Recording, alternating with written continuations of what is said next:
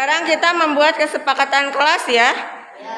Apa yang kalian inginkan agar kelas kita tertib? Sok silahkan tuliskan ke depan. Yuk.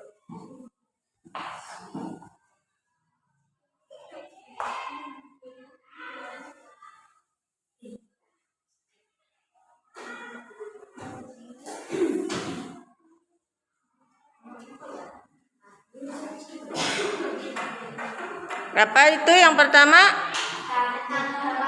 Datang tepat waktu. Ayo yang keduanya siapa?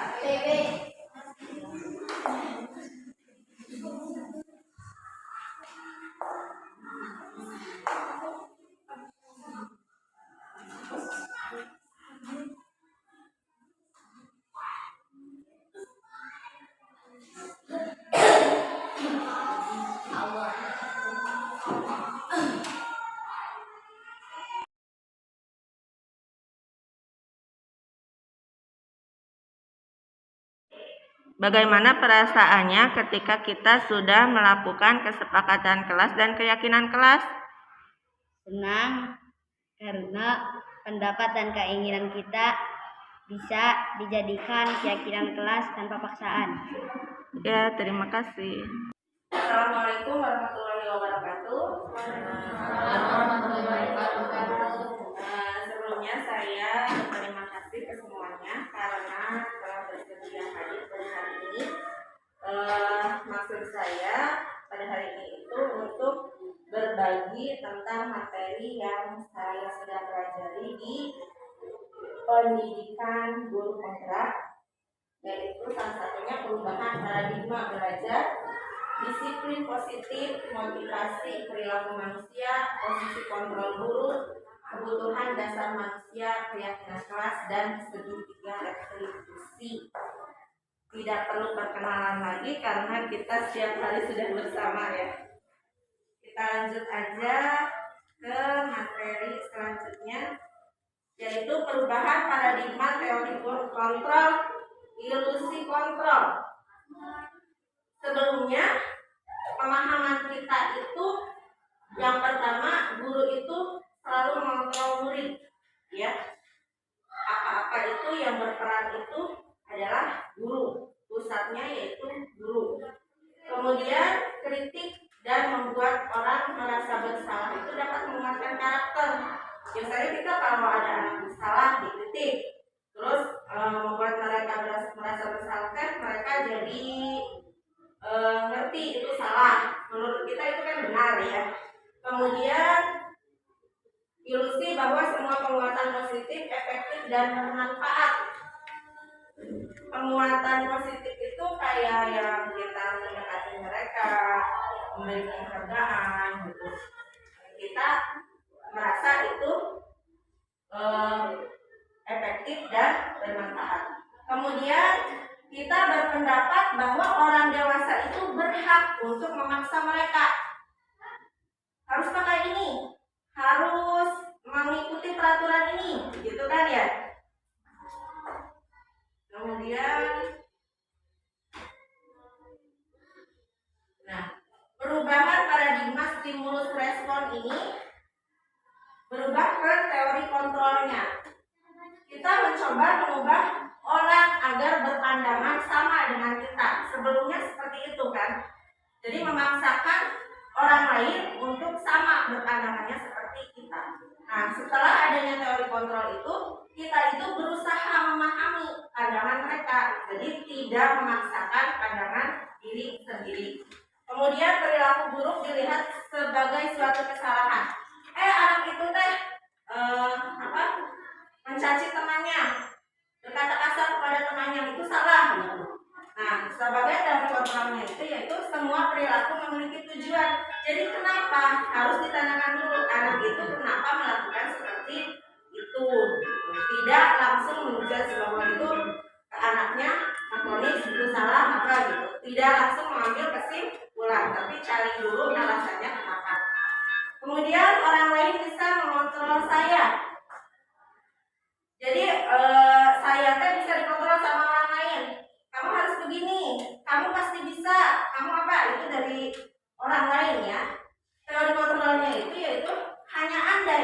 mengontrol diri Anda. Jadi hanya kita sendiri yang bisa mengontrol diri kita sendiri. Mau disiplin, bagaimana kita harus disiplin? Jadi harus diterapkan dari diri sendiri, bukan karena orang lain. Terus saya bisa mengontrol orang lain, memaksa ini itu. Teori kontrolnya itu Anda tidak bisa mengontrol orang lain. Dari tadi orang lain juga harus bisa mengontrol dirinya sendiri. Kemudian memaksa ada pada saat bujukan gagal. Jadi pas bujukan gagal itu ada pemaksaan. Teori kontrolnya itu adanya kolaborasi, jadi saling bertukar pikiran gitu. Tidak ada yang paksaan, tapi dengan kolaborasi, dengan pilihan kita dari hasil diskusi itu. Kemudian model berpikir menang kalah, ada yang menang, ada yang kalah. Contohnya anak itu berantem, ada yang dimenangkan, ada yang dibela sama kita, atau ada yang disalahkan. Teori kontrolnya itu tidak ada yang menang, tidak ada yang salah. Jadi semuanya benar gitu. Itu kan jangan disalahkan anak itu, tapi kita diarahkan. Sebab tadi kan ada juga yang tidak ada paksaan atau hasil dari mengontrol diri sendiri itu, terus menentukan alasannya kenapa. Selanjutnya, apakah makna dari disiplin itu? Kata disiplin itu artinya awalnya itu bahasa Latinnya yaitu belajar. Disiplin itu belajar. Kemudian makna dari kata ini berkonotasi dengan disiplin diri dari murid-murid. Kemudian disiplin diri membuat orang menggali potensinya menuju sebuah tujuan apa yang dia hargai. Namun dalam budaya kita, makna kata disiplin itu telah berubah menjadi sesuatu yang dilakukan seseorang pada orang lain untuk mendapatkan kepatuhan. Kecenderungan umum adalah menghubungkan kata disiplin dengan ketidaknyamanan, bukan dengan apa yang kita hargai atau pencapaian suatu tujuan mulia.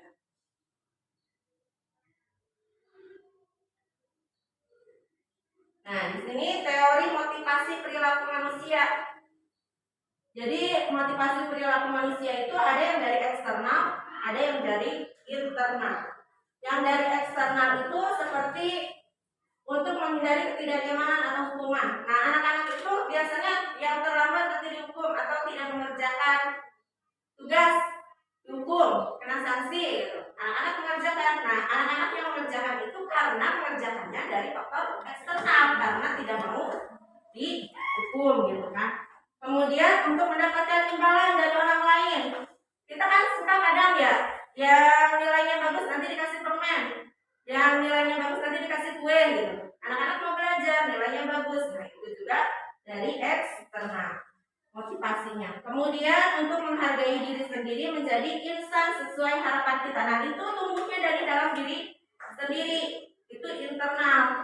Jadi anak-anak itu benar-benar mau belajar, benar-benar ingin disiplin, benar-benar ingin memperbaiki dirinya itu dari dirinya sendiri, bukan dari imbalan ataupun takut kena hukuman. Kemudian kebutuhan dasar manusia itu ada 5. Yang pertama, bertahan hidup. Untuk bertahan hidup itu udah jelas ya, kalau kita semua di sini kan kebanyakan di usia kita yaitu butuhnya untuk bertahan hidup kebutuhannya. Kemudian kesenangan.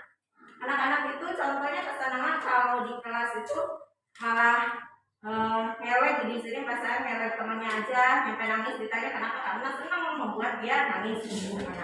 Terus cinta, kasih dan rasa memiliki dan dimiliki. Contohnya anak itu kan murung, diam gitu, tapi kalau disamperin sama gurunya dia mau mengerjakan atau apa, itu berarti butuh kasih sayang ya. Kemudian penguasaan itu identiknya dengan kemampuan. Anak itu bakatnya di apa? Bisanya di apa? Kalau menggambarnya bagus gitu ya, berarti itu maksudnya ke penguasaan. Kemudian kebebasan. Ada anak juga yang ingin bebas. Kadang bosan kalau ceramah kumpul, pengennya apa di luar sekolah gitu belajarnya, itu tentang kebebasan.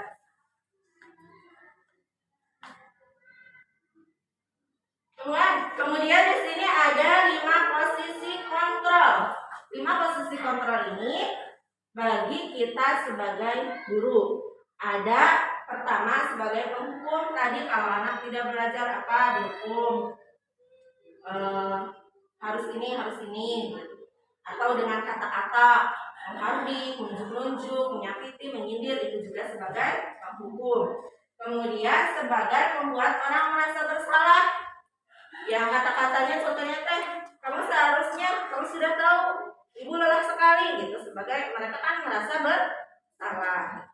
Yang ini itu harusnya dihindari ya, tidak boleh kita lakukan lagi. Kemudian posisi kontrol yang ketiganya itu sebagai teman. Sebagai teman, kita membuatkan alasan-alasan untuk muridnya, seperti ayolah lakukan demi ibu, ayolah lakukan demi bapak. Kita kan dulu merasa kalau sebagai teman itu bagus ya buat anak-anak gitu. Sedangkan ternyata nanti dampaknya itu murid itu akan lemah, tidak akan mandiri dan akan tergantung sama kita. Karena merasa guru Bu Puji merasa gitu, anaknya itu sama Bu Puji itu merasa teman gitu. Tapi kalau nggak ada Bu Puji, guru lain yang masuk, nah anak itu nggak akan disiplin lagi, malah membantah sama guru yang lain. Jadi sifatnya itu hanya sementara, hanya satu sama guru itu aja yang menganggapnya sebagai teman. Ada baiknya buat guru tersebut memposisikan sebagai teman, tapi kurangnya itu ketika guru itu tidak ada, jadi murid itu tidak mandiri gitu, selalu tergantung pada salah satu guru tersebut. Kemudian sebagai pemantau itu menghitung dan mengukur. Contohnya pertanyaan apa peraturannya, ditanyakan peraturannya apa, kenapa tidak dilakukan. Terus menyesuaikan diri bila diawasi. Nah, murid itu dampaknya nanti menitik beratkan pada sanksi atau hadiah. Seperti tadi ya, dari faktor eksternal itu tidak tumbuh dari diri. Jadi mereka melakukan hanya karena ingin hadiah ataupun takut kena sanksi. Kemudian yang terakhir itu nih yang diharapkan. Jadi yang diharapkan dari pembelajaran guru penggerak ini, guru-guru kita itu mengharapkan bahwa posisinya harus berada pada posisi manajer ke anak itu. Jadi mengajukan pertanyaan-pertanyaan dari murid kalau punya salah atau apa gitu. Jadi didiskusikan sama murid kenapa melakukannya, tapi tidak langsung menjudge ke anaknya itu. Nanti dampaknya ke murid itu, anak akan mengevaluasi diri bagaimana cara memperbaiki dirinya. Jadi tidak ada rasa keterpaksaan. Jadi nantinya kalau sebagai manajer dampak muridnya itu jangka panjang, tidak hanya sementara itu karena tidak ada paksaan. Selanjutnya yaitu keyakinan kelas. Nah, keyakinan kelas itu suatu keyakinan yang akan memotivasi seseorang. Jadi kita itu dulu kan adanya peraturan kelas ya. Peraturan kelas itu yang dibikinnya kan sama guru, sama kepala sekolah, peraturan sekolah itu. Nah, sekarang itu diusahakan adanya keyakinan kelas. Keyakinan kelas itu bersumbernya dari murid itu sendiri. Jadi anak-anak itu maunya bagaimana supaya kita disiplin.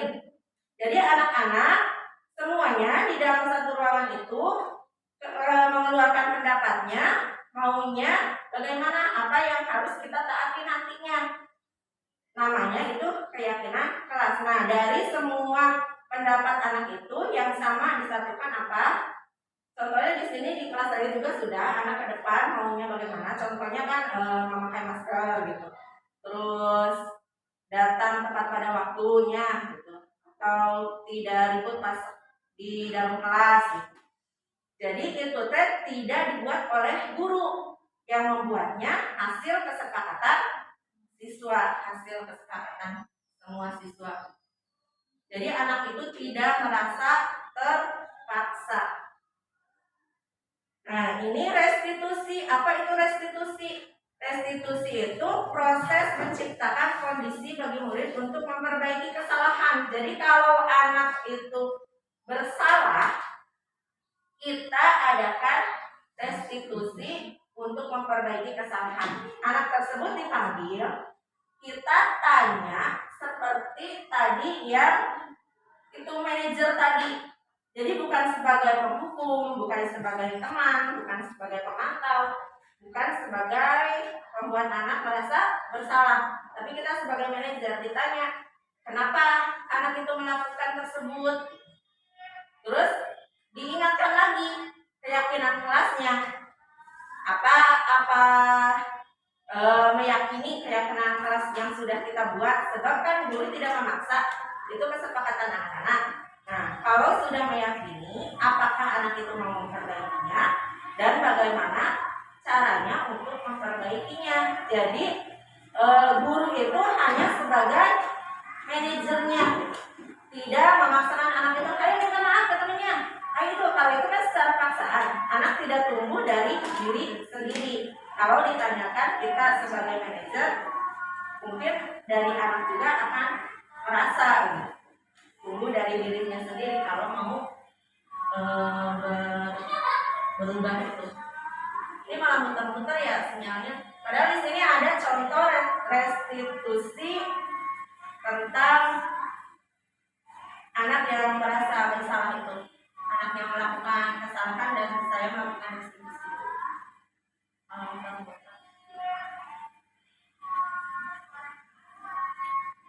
Muter-muter. Mungkin penjelasannya hanya sekian. Kalau ada yang ditanyakan, silakan. Mudah-mudahan saya bisa menjawabnya. Silakan Bapak Ibu. Ya, Ustaz.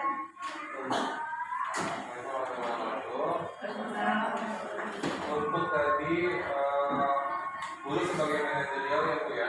Berarti kan guru harus menguasai kelas. Ya. Situ. Untuk menguasai kelas tersebut, guru menciptakan kedisiplinan, kesepakatan. Ya, kesepakatan kelas yang menjadikan keyakinan kelas itu. Ya, disepakati bersama Ya, siswa gitu. bersama. Jika ada satu siswa yang melanggar misalnya, terus kemudian ada protes dari temannya, Ya. nah di situ posisi guru seperti apa Bu? Nah, ketika anak itu melanggar, tadi yang terakhir kita melakukan restitusi. Anak itu dipanggil berhadapan pada kita dengan kita berdua saja di suatu ruangan gitu. Ditanyakan ke anak itu kenapa anak itu melakukan tersebut. Dari awal juga kan tidak ada yang salah gitu, langsung menjadi salah gitu. Tapi kan ditanyakan kenapa alasannya, kenapa berbuat seperti itu. Terus anak tersebut ingat tidak, kita sudah melakukan keyakinan kelas tersebut. Nanti anak ingat lagi keyakinan kelasnya apa. Terus bersedia tidak untuk memperbaikinya. Kita tanyakan ke anak, bersedia tidak untuk memperbaikinya. Nah, kalau mereka bersedia, bagaimana caranya untuk memperbaikinya itu? Terus untuk memperbaikinya itu, kita berusaha agar anak tersebut tidak mengulanginya lagi, bukan hanya menyadari kesalahannya dan mau memperbaikinya, tapi juga mau ke depannya itu tidak mengulanginya lagi, seperti itu Pak. Jadi kita mah hanya mendampingi mereka, mengarahkan mereka agar mereka sadar sendiri gitu. Ya, sebab yang dibutuhkan itu dari dalam diri sendiri, yang motivasi intrinsik itu yang internal. Mungkin itu Pak. Sudah puas? Satu lagi Bu, tadi kan guru sebagai teman katanya Bu ya. Iya. Nah, apakah ada dampak negatifnya? Yang tadi, dampak negatifnya yang guru sebagai teman itu, anak itu tidak mandiri. Jadi merasa guru kita itu support sama kita gitu. Jadi apa-apa langsung ditanyakan, apa-apa ini gimana gitu. Terus merasa tergantungan anak itu.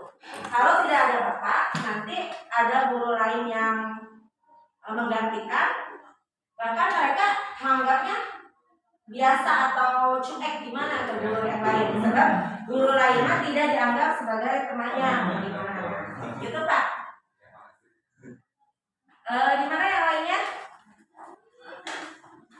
Sudah? Kalau sudah, saya ucapkan terima kasih. Mungkin diakhiri. Assalamualaikum warahmatullahi wabarakatuh.